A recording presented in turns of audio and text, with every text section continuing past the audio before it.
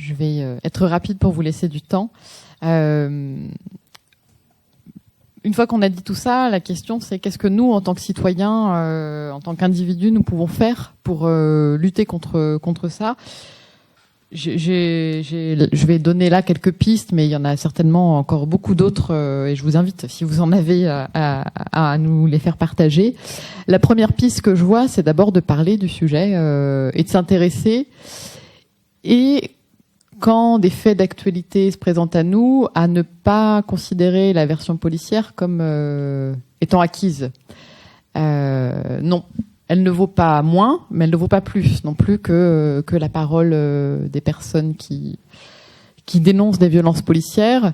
Voilà, ça c'est important parce que très souvent, et dans les médias, et pour la majorité des citoyens que nous sommes, et on l'a vu aussi souvent pour la justice, la parole policière a plus de crédibilité.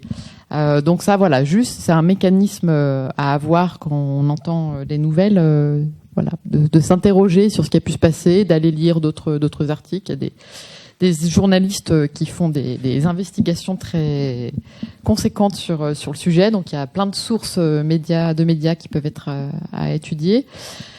La deuxième chose qu'on peut faire, et c'est à un autre niveau, c'est témoigner.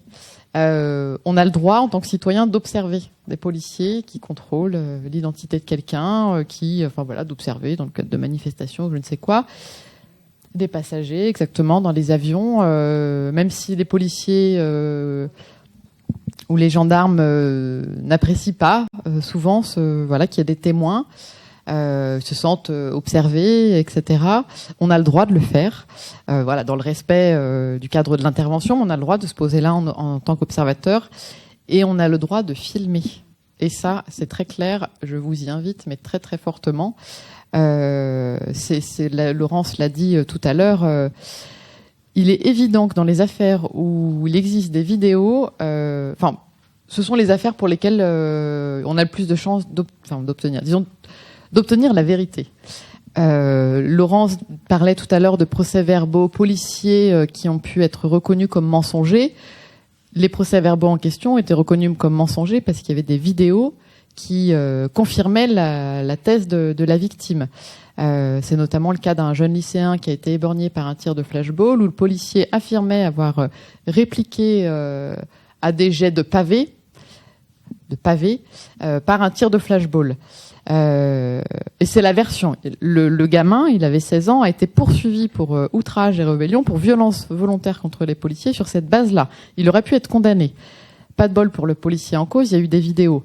Et la vidéo montrait clairement que le gamin n'était pas du tout en train de jeter des pavés. Il était en train de pousser une poubelle pour aller faire une barricade contre le lycée qu'il occupait avec ses camarades. Et là, le procureur, la décision a été rendue l'année dernière à Bobigny. Le procureur a dit texto, s'il n'y avait pas les vidéos, nous étions au bord d'une erreur judiciaire. C'est le gamin qui aurait été condamné. Donc vraiment, moi, je vous invite à filmer. On a le droit de filmer. Il y a des restrictions sur la diffusion des images, mais les policiers ne peuvent absolument pas vous interdire de filmer.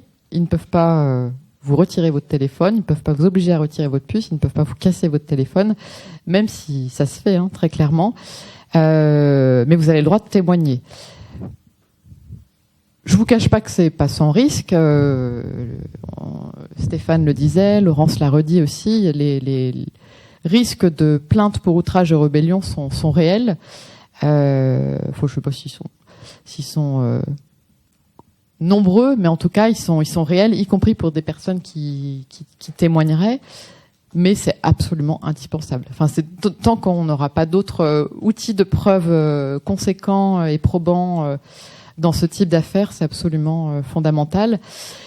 Et après, encore un dernier échelon de possibilités d'action, c'est se mobiliser. Il existe là, il y a la CAT, mais il y a aussi la LDH qui est mobilisée sur le sujet, plein d'autres associations.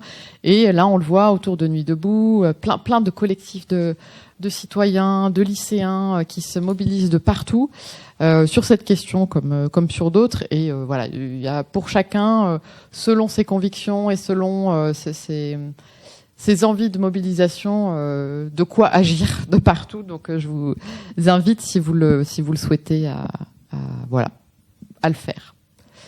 Maintenant, je vous laisse la parole parce qu'on a beaucoup parlé et c'est important qu'on puisse échanger avec vous. Oui, concernant ces violences policières, pourquoi l'État ne commencerait-il pas par interdire vraiment ce qui cause vraiment des handicaps, comme le flashball? On sait ce que ça fait. Pourquoi l'État continue à autoriser les policiers à faire usage de cette arme? Pourquoi technique qu'ils utilisent, qui a été interdite depuis peu, mais tout le monde connaissait, c'est utilisé dans les unités commando de l'armée. Vous m'excuserez, je me souviens plus du nom de la technique. Par contre, elle est simple, c'est le policier arrive derrière la personne, qu'elle soit par terre ou debout. S'il est droitier, il met son avant-bras sous la gorge de la personne, son avant-bras gauche sur les cervicales, et là on force et on casse les cervicales de la personne. Il a fallu des années pour interdire cette technique qui était utilisée dans les unités commando qu'on appelle neutralisation de sentinelle, c'est pour tuer. Alors j'ai pas de réponse à la question pourquoi le ministère de l'Intérieur ou les autorités de police et de gendarmerie n'interdisent pas ces armes et ces pratiques. En tout cas, il est clair que pour la CAT, vous avez cité le flashball, j'en ai pas parlé là parce que ça concerne moins les personnes étrangères, mais les flashballs font j'allais dire des décès, c'est un lapsus, mais des blessures, merci, je perds mes mots, incommensurables. On est à plus de 40, maintenant 42 personnes gravement blessées, éborgnées souvent. Donc il est évident pour nous que cette arme devrait être interdite. Ça fait partie des demandes de la CAT auprès des autorités. De même que les gestes que vous mentionnez, on a parlé du pliage tout à l'heure, donc la personne est pliée sur un siège, mais il y a également ce qu'on appelle le plaquage ventral, donc la personne est au sol, maintenu souvent par, en plus des policiers qui sont sur son dos, les genoux relevés, les mains dans le dos. Enfin, essayez juste 2 secondes de vous mettre par terre comme ça, les mains dans le dos, les genoux pliés, même sans personne sur votre dos. Je vous assure que les capacités respiratoires, elles sont extrêmement, extrêmement difficiles. Donc c'est évident pour nous que cette technique, elle devrait être interdite. Et on va plaider, on plaide en ce sens auprès des autorités. Ce qui est certain, c'est une véritable difficulté, refus, de l'État de renoncer à des techniques qui ont démontré qu'elles pouvaient être causer des blessures extrêmement lourdes, voire dans certains cas occasionner la mort. Et si on reprend le rapport parlementaire qui a suivi le décès de Rémi Fraisse, qui a été rendu public donc au début de l'année 2015, il ne préconise pas par exemple de revenir sur l'armement de la police et un certain nombre de dispositifs, notamment le flashball, mais il y a le flashball et puis le lanceur de balles de défense qui sont en réalité 2 armes extrêmement proches. Mais ce qu'il préconise de manière extrêmement étonnante, ça n'est pas donc désarmer en partie la police, mais interdire aux manifestants de manifester. Et donc la logique policière, la logique gouvernementale, ça n'est pas de dire il y a un problème dans la sorte d'escalade de la violence, dans la surdotation des policiers et du coup dans ce que ça crée derrière d'escalade de la violence. Non, ce qu'il faut, c'est empêcher la situation initiale. Donc en l'occurrence, ce rapport parlementaire proposait l'instauration d'une interdiction administrative préventive de manifester, individuelle. En gros, je sais, il me semble que ça devait être le préfet, interdisait à une personne de se rendre à une mobilisation de manière préventive parce qu'il y aurait un risque de trouble à l'ordre public. C'était quand même une réponse sacrément incroyable au décès d'un jeune militant. Mais c'est quelque chose qui arrivera. C'est quelque chose qui arrivera et je pense qu'on doit être tous vigilants par rapport à cela, parce que ce qu'on voit encore une fois, c'est le refus précisément d'abandonner ces techniques. C'était exactement ce que disait d'ailleurs le défenseur des droits dans cette affaire de cette dame qui était reconduite à la frontière, c'est de dire mais pourquoi est-ce qu'à un moment l'État ne s'arrête pas, c'est-à-dire ne se dit pas jusqu'où est-ce que je vais dans l'usage de la force et pour quel motif. Voilà, et c'est finalement tout le questionnement dans les situations de maintien de l'ordre où historiquement ça a évolué, mais quand même où la logique d'une certaine version du maintien de l'ordre, c'est précisément d'éviter en réalité qu'il y a un moment il y ait une conséquence trop lourde, c'est-à-dire des violences trop graves, mais pas d'entrer dans une confrontation extrêmement forte avec les manifestants, de les empêcher de fait de manifester et de créer les conditions d'une situation catastrophique. Et puis dans le prolongement, on peut aussi se questionner sur la notion de maintenir l'ordre quand vous expulsez quelqu'un, en fait, de l'utilisation de la force, puisqu'on est sur le droit des étrangers. Pourquoi est-ce qu'on parlerait de maintenir l'ordre quand on expulse déjà quelqu'un? Et donc là encore, je vous rejoins sur le fait de dire que il faut vraiment mettre fin à cela, quoi, à l'utilisation de la force, l'usage de la force au moment des expulsions. Je sais pas s'il y avait d'autres questions.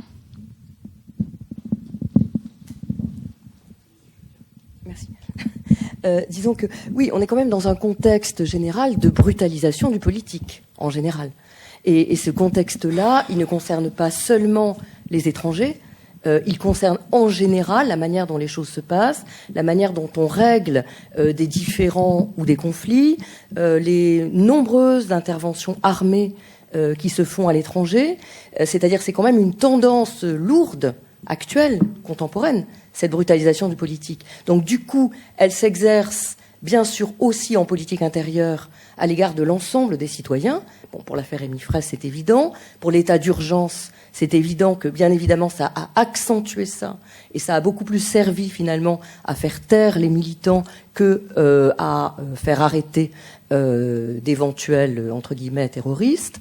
Et enfin, évidemment, si ça s'exerce à l'égard de l'ensemble des citoyens, évidemment, ça va s'exercer encore plus à l'égard des étrangers. Et je pense qu'on a à être vigilant du fait que cette brutalisation à l'égard des étrangers, c'est-à-dire cette montée finalement de l'indifférence à la violence à leur égard et cette montée de l'impunité à l'égard des violences policières qui leur sont faites, elle va de pair évidemment avec une impunité policière à l'égard des citoyens. De la même manière, il y a une gradation qui se fait. Et je crois qu'il faut voir les deux vraiment en parallèle. Oui, je voudrais rebondir effectivement sur l'évocation de l'état d'urgence. C'est une obsession pour moi, je suis désolée. Pour dire qu'effectivement, je pense qu'il est pertinent aujourd'hui d'évoquer l'état d'urgence dans ce qu'il peut produire aussi à long terme. On est à la veille d'une nouvelle prorogation, mais vraisemblablement ce gouvernement en sortira un jour, quoi qu'il exprime des difficultés très significatives à cela. Ce qui est inquiétant, c'est de voir comment est-ce que l'état d'urgence peut habituer le citoyen à cette augmentation du niveau des prérogatives des policiers, de l'usage de la force et de ces pouvoirs exorbitants qui sont confiés aux policiers directement ou bien aux autorités exécutives dont ils dépendent, et notamment le ministère de l'Intérieur. Et on pourra s'interroger sur le sort qui sera donné aux procédures judiciaires qui naîtront éventuellement de plaintes de personnes qui ont été visées par l'état d'urgence, notamment qui ont fait l'objet de mesures de perquisition, au cours desquelles des violences policières ont été commises. Il sera intéressant de voir comment est-ce que l'institution se positionne par rapport à cela, et on peut émettre l'hypothèse en la craignant que l'appréciation de la proportionnalité soit elle-même prise dans la dérive de l'état d'urgence, c'est-à-dire que d'une certaine manière, les juridictions considèrent que l'état d'urgence autorisait par principe un niveau de recours à la force plus fort qu'en temps normal. Et ça, c'est vraiment inquiétant, parce que derrière ces cas potentiels de violence, c'est aussi une vision de plus long terme sur comment est-ce que l'état d'urgence peut faire muter la perception effectivement de l'usage de la force, et comment est-ce que l'argument de la lutte contre le terrorisme peut aboutir à une acceptation plus forte du recours à la force. J'en veux pour preuve effectivement le tract et les déclarations du syndicat de police Alliance, qui a très clairement mis en évidence, enfin mis en parallèle la soi-disant haine anti-flic qui serait l'apanage des personnes qui dénoncent l'existence de violences policières, avec la position des citoyens vis-à-vis de la police après les attentats, consistant à louer le travail de la police, comme si en invoquant le terrorisme, il serait désormais impossible en réalité d'avoir un regard critique. Et c'est tout le sens du mot critique que de dire que ça n'est pas négatif par principe, mais simplement distancié vis-à-vis des pratiques policières.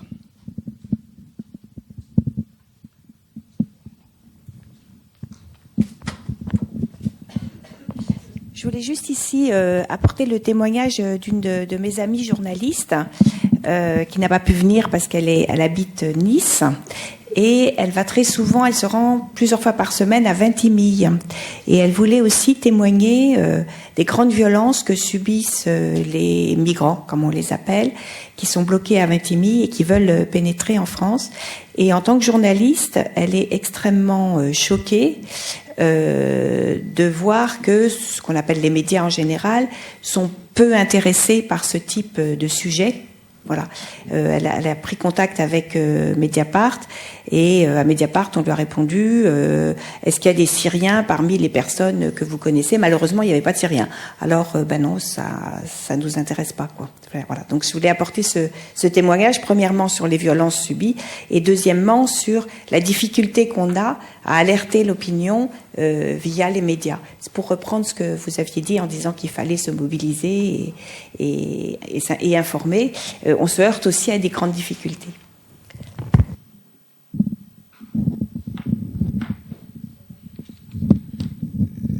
Je voulais rebondir sur la question de l'impossibilité d'interdire l'utilisation d'un certain nombre d'armes, d'un certain nombre de techniques.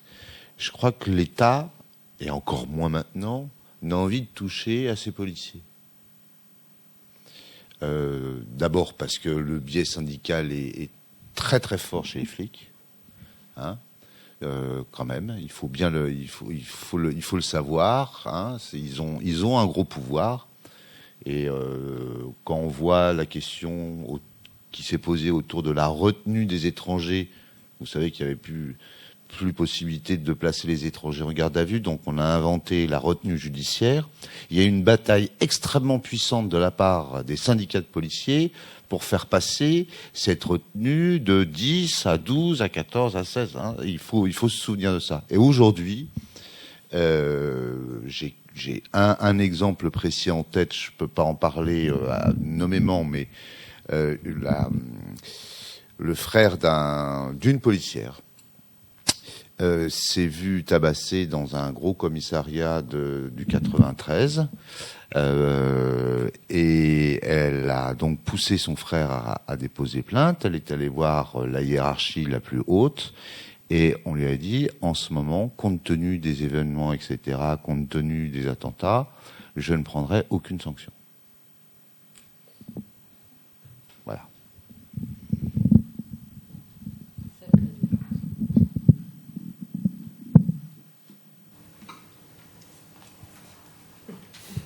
Dans le même genre, je pensais à une chose que tu m'évoquais il y a quelques mois dans le cadre de la Quadrature, Laurence, où tu disais qu'il y a aussi les juges qui ont tendance à pénaliser à outrance les affaires qui impliquent des étrangers, juste parce qu'ils sont sans papier pour ceux que ça concerne, alors que c'est pas un délit pénal que de pas être avec des papiers.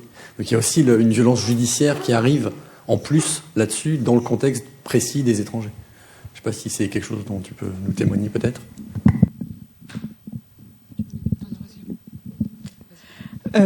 Alors, je pense qu'il y a déjà eu d'ailleurs des réunions publiques de l'OE sur cette question, sur le traitement judiciaire des personnes étrangères.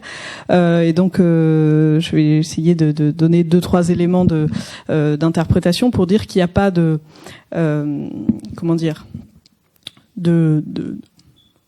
choix délibérée et vraiment déterminée de la justice de sanctionner plus les personnes étrangères par pur racisme, mais qu'un certain nombre de mécanismes produisent des surcondamnations des personnes étrangères, qu'elles soient en situation irrégulière ou pas, à raison des critères prétendument neutres qui guident l'action judiciaire.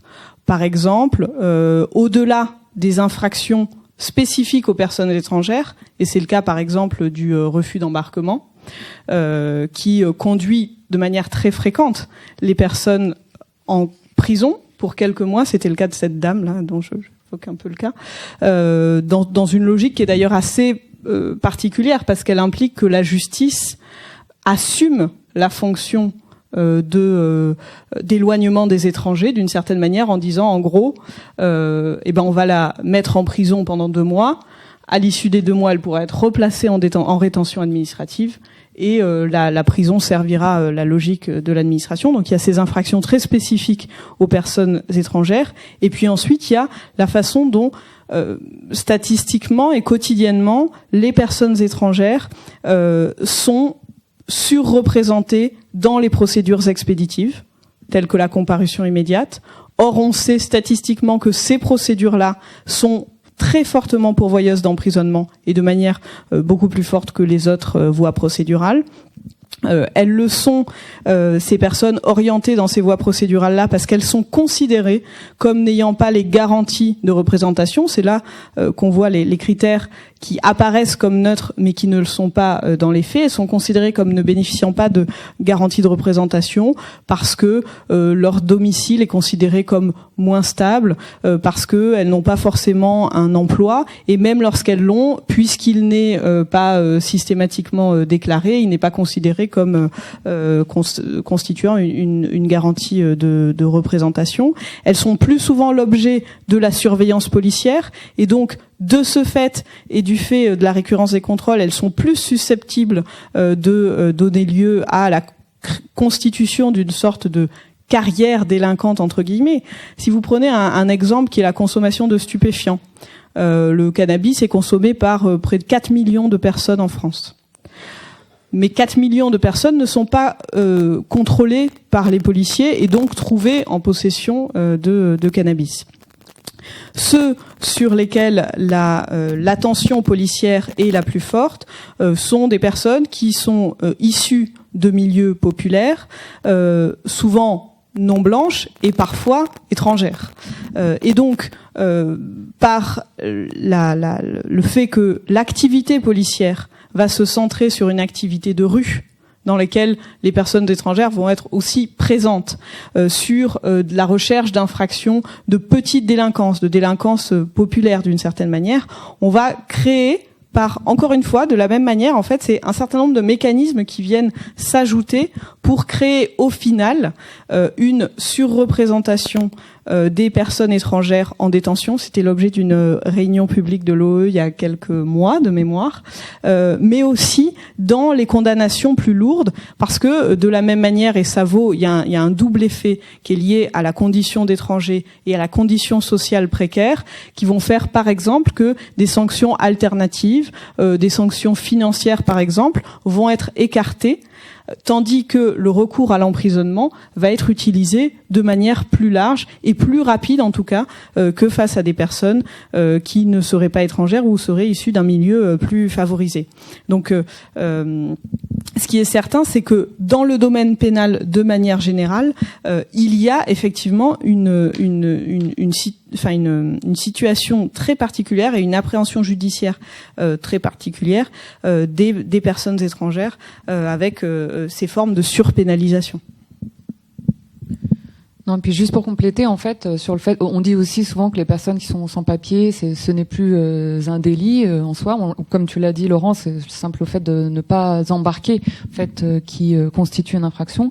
Mais le problème, c'est que par plein d'autres biais détournés, par exemple là, la réforme du Code des étrangers du 7 mars 2016, qui ajoute à chaque fois plein de petites infractions supplémentaires. À un moment donné, le refus de prise d'empreinte ou de se faire prendre en photo par la police au moment de l'exécution d'une obligation de quitter le territoire français, Ça, il est possible. Enfin, c'est passible de 1 an d'emprisonnement. Enfin, après, on va pas faire la liste, mais enfin, c'est au maximum. Mais voilà. Et après, on a plein d'infractions comme ça qui s'ajoutent. Et juste pour la spécificité des personnes étrangères, il y a aussi la difficulté du fait que quand la personne a été expulsée, eh bien, pour faire valoir soit des droits, soit critiquer une situation de violence, eh bien, quand la personne est expulsée, par rapport aux autres populations, elle n'est plus là, quoi. Et donc, c'est plus possible de la retrouver, ni de pouvoir exercer encore d'éventuels recours.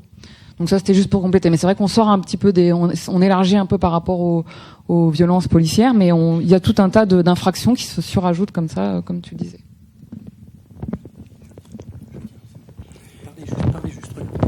Et quel droit peut revendiquer le citoyen face aux matraquages de la police et en face aussi de l'utilisation de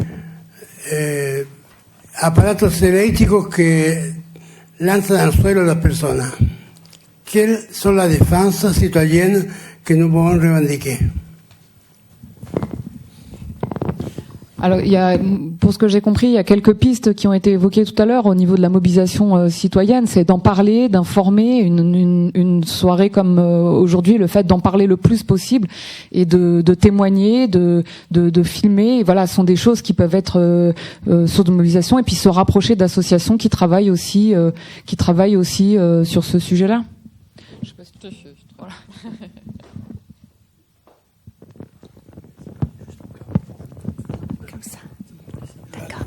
Oui, je voulais d'abord remercier aussi le travail de la CAT pour son rapport que j'ai largement diffusé parce que de plus en plus de gens se mobilisent maintenant sur le problème des violences policières et font des parallèles avec ce qui se passe dans leur propre pays. Je voulais savoir pourquoi les rappels à l'ordre de la Cour européenne des droits de l'homme n'aboutissent pas à des actions, enfin, vraiment à des réparations, à des procès.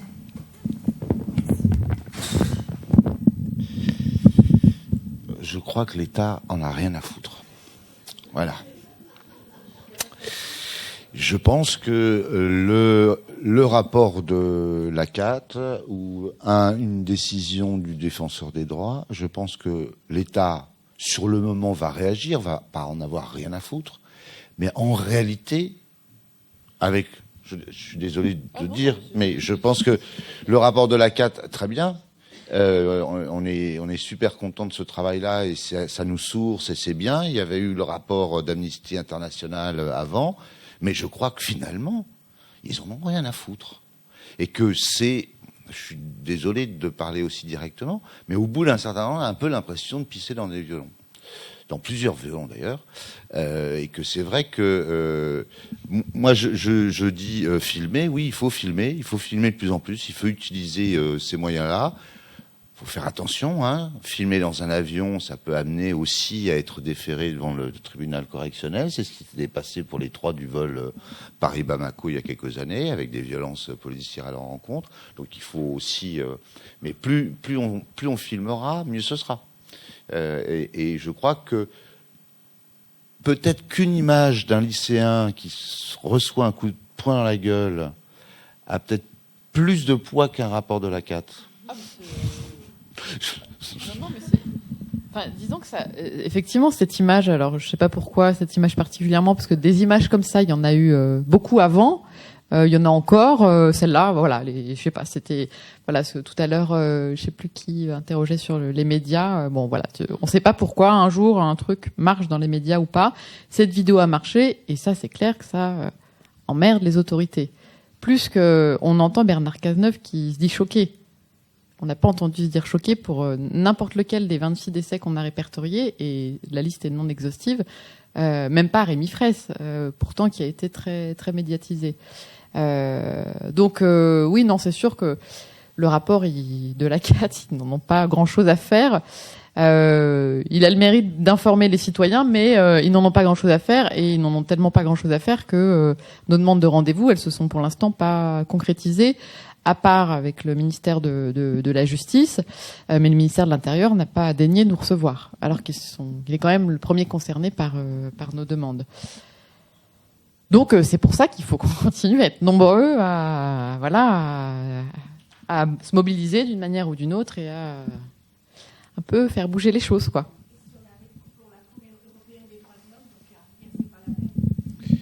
Si, non, il faut continuer. De toute façon,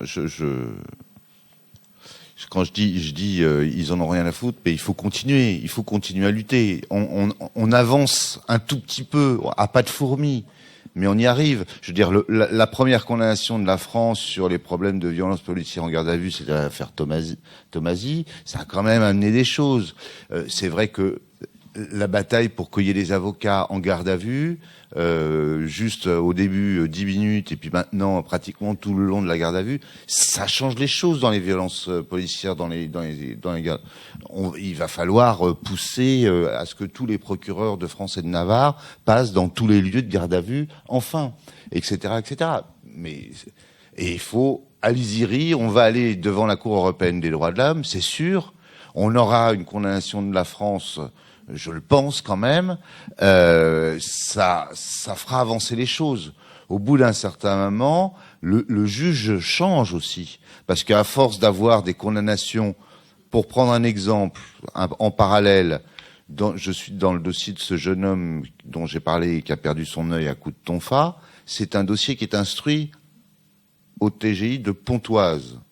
Et lorsque j'ai vu la juge d'instruction, je lui ai dit, vous savez, j'ai été l'avocat dans l'affaire Aliziri, qui était aussi à Pontoise. J'ai tout de suite vu, dans l'œil du juge d'instruction, qu'il fallait effectivement instruire jusqu'au bout. Elle le fait très bien. Donc voilà. Donc c'est en luttant, hein, c'est en faisant des rapports. Hein, je rigolais tout à l'heure, mais si on n'a pas ces rapports-là, on peut pas informer, on peut pas sensibiliser les gens à se mobiliser, etc., etc. Oui, alors moi ça me paraît aussi essentiel de laisser des traces, parce que justement le propre de ces violences, c'est aussi de dire que si on laisse pas de traces et si ça se voit pas, c'est un champ d'autant plus large pour qu'elles puissent s'exercer. Donc voilà.